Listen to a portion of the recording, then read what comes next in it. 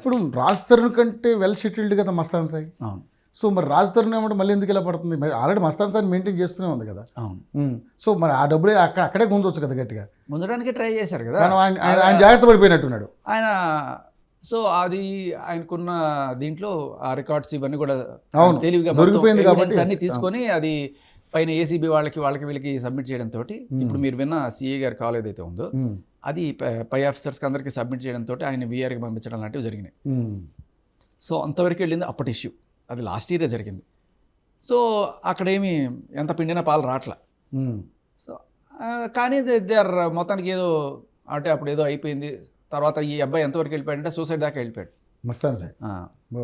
Already Arpita నేతను already ఈమె బారిన పడి ఎవరో సూసైడ్ చేసుకున్నాడని కూడా మనకి చాలా మంది చెప్పారు. బట్ క్రెడిబుల్ సాక్ష్యం మనకి ఇప్పటిదాకా అంటే వింటున్నాం, వాళ్ళతో వీళ్ళు వింటున్నాం.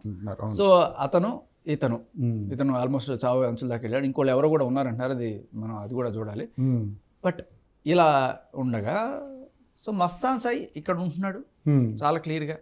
అండ్ వాళ్ళు డ్రగ్స్ తెప్పించుకొని అవి కూడా చేస్తున్నారని చెప్పి ఆ పని అతను చెప్పింది.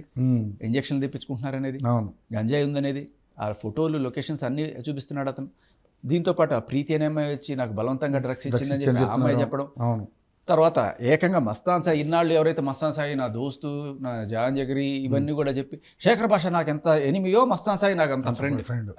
సో అంత ఫ్రెండ్ అయిన మస్తాన్ సాయి వచ్చి ఇప్పుడు కెమెరా ముఖంగా మొత్తం చెప్పుకొచ్చాడు భాగవతం మొత్తం. సో ఇప్పుడేముంటుంది, లేదు వాళ్ళని రాస్తాడని చేసేసాడు, వాళ్ళందరూ రాస్తాడని అమ్ముడు పోయాడు, ప్రతి ఒక్కడు రాస్తాడు. ఎవడి ఈమెకి ఎగ్నెస్ట్ సాక్ష్యం చెప్పినా రాస్తాడని అమ్ముడు పోయాడు అంటే. సో అమ్ముడు పోని ఒక సాక్ష్యాన్ని నేను ఇవాళ మీకు ప్రజెంట్ చేద్దాం అనుకుంటున్నాను. ఒక బిగ్ బ్రేకింగ్ అమ్ముడు పోని సాక్ష్యం ఇది. ఇప్పటిదాకా వీళ్ళని కూడా నువ్వు అమ్ముడు పోయావంటే ఇంకేమి చెప్పలేవు. అంటే మీరు అప్పుడు ఏదన్నా చెప్పినప్పుడు మీరు దాన్ని డిఫెండ్ చేసుకోవడానికి అసలు అంటే ఎప్పుడు నమ్మడు బేసికల్లీ. కానీ ఎవడో ఒకడు ఉంటాడు కూర్చోబెట్టి అమ్మ మీరు చెప్పండి, అవునా అమ్మా, ఓకే అమ్మా అని వాళ్ళు ఉంటారు.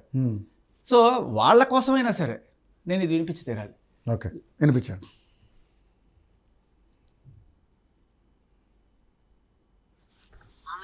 మాకు కూతురు లెక్కలో లేదు, మమ్మల్ని వదిలేసింది. ఇప్పుడు ఇక్కడ పక్కన మదరు లావణ్య మదరు. మా కష్టాలు ఏంటో మేము పడతాం.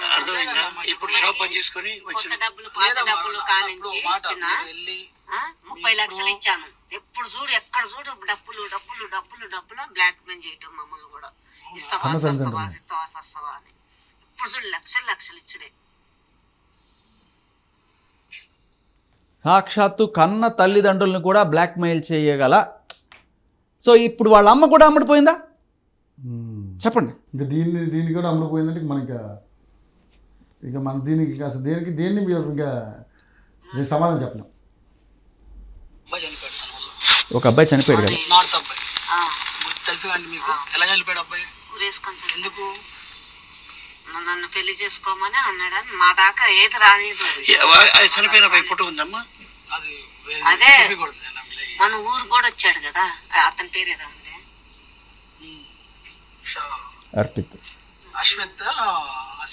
సంథింగ్. సో ఇప్పుడు చెప్పండి, ఇది చెప్పండి వాళ్ళ అమ్మ వాయిస్ కాదు, ఇది మా అమ్మాయి కాదు. ఇంతకు మించి మీకు ఏం సాక్ష్యం కావాలి చెప్పండి. నేను కూడా ఏం అడగాలి అర్థం కావట్లేదు. ఇప్పుడు వాళ్ళని బయటకు తీసుకొచ్చి అడిగితే వాళ్ళు ఖచ్చితంగా చెప్పరు, ఎందుకంటే కూతురు కాబట్టి సపోర్ట్ చేసుకోవాలి మీడియా ముఖంగా. బట్ ఇది ఇంటర్నల్ మ్యాటర్. అది ఎంత దారుణం చూడండి. సో కన్న తల్లిదండ్రులను కూడా బ్లాక్మెయిల్ చేస్తారు. 30 లక్షలు అంట. వాళ్ళకి తెలుసు అబ్బాయి ఈఎంఐ వల్ల చనిపోయాడు అనే విషయం. చెప్పారు వాళ్ళకి కరెక్ట్ పేరు తెలియదు. అస్మిత్ అన్నారు, అర్పిత. అది